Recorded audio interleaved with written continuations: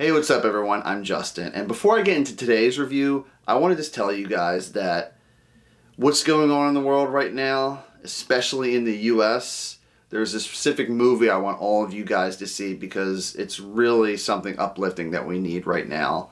And I'm going to be getting to that next week, but today I'm going to be talking about the Apple miniseries, Defending Jacob.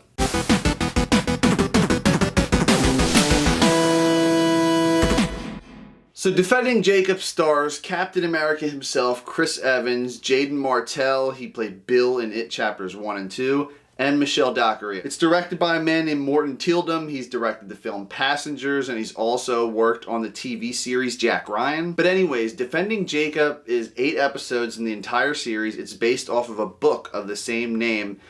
And the whole premise is a boy named Jacob is accused of murdering another student, and the whole season is about, well, defending him. You basically get the premise of the show from the title itself. I mean, I don't really have to go into too much depth with the plot because it's pretty straightforward. Right off the bat, this series reminded me of the HBO series The Night Of, starring Riz Ahmed. It's a similar setup. Something crazy happens in the first episode, and in the next 7 episodes, it's just the legal process throughout everything, trying to get a whole defense case against this character, the main character.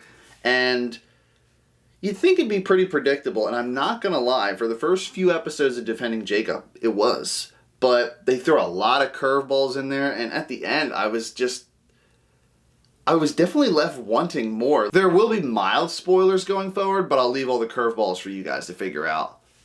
Chris Evans.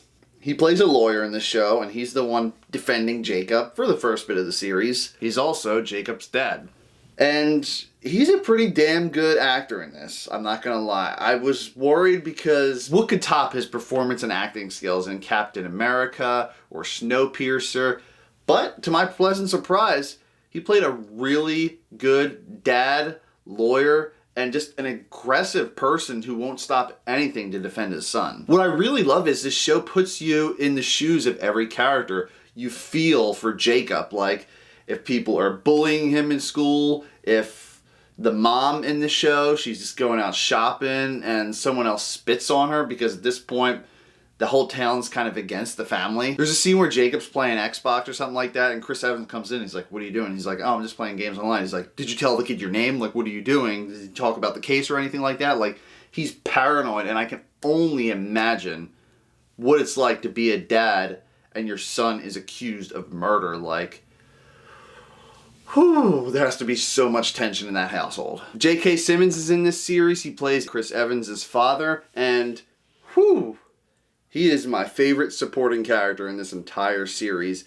His background, I won't get too much into that because that might spoil some things, but him and his son's relationship is not the greatest in any way, shape, or form. And his role in this is a big departure from his other roles you've seen in previous movies and TV shows. So for those who haven't seen, you get to look forward to that. The director did a fantastic job. The show is filmed around Boston, and you just get a real authentic feeling for the show. Nothing CGI, and if it is, maybe it's just some stuff in the background, but it feels very real and gritty. Jaden Martell, I did like him as Jacob, but I'm just worried that he's going to be typecast from now on. Like, he's only going to be typecast as a kid for, the next 2 or 3 years, but in It Chapter 1 and 2, and this, he's kind of just like a standoffish kid. He's kind of shy a little bit.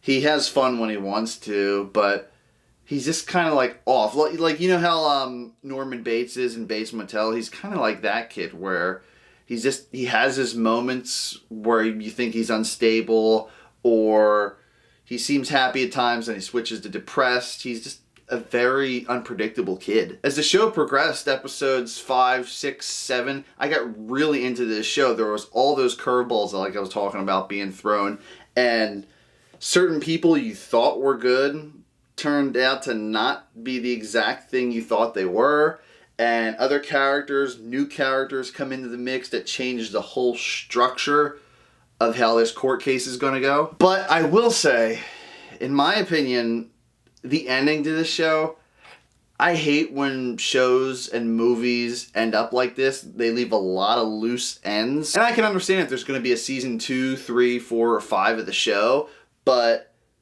there is supposed to be a season 2, but I think it's not supposed to have anything to do with these characters, like it's a new case or something like that every season. But why would you leave so much stuff open like that in a mini-series? Come on now. I did Wikipedia, and apparently the book has a very similar ending too, albeit the fate of one character. But still, the book leaves so many questions unanswered as well. The best part, honestly, is Chris Evans just losing his shit. I mean, he's getting to the point where he's grabbing people, he's shoving up against a wall, questioning people when he's not supposed to be around certain characters, and he's getting a bat and about to beat the shit out of someone who's parked outside of his house every night. He's so paranoid. It's so tense. I definitely enjoyed the series, though. It's something good to watch while you're in quarantine. It's exclusive on Apple Plus. Download it. Watch it on your Fire Stick. I mean, I'll be honest, I don't like giving Apple money, and I didn't. If there's any other type of law show out there that you guys want me to check out, let me know in the comments below. And for me, Defending Jacob gets an 8 out of 10.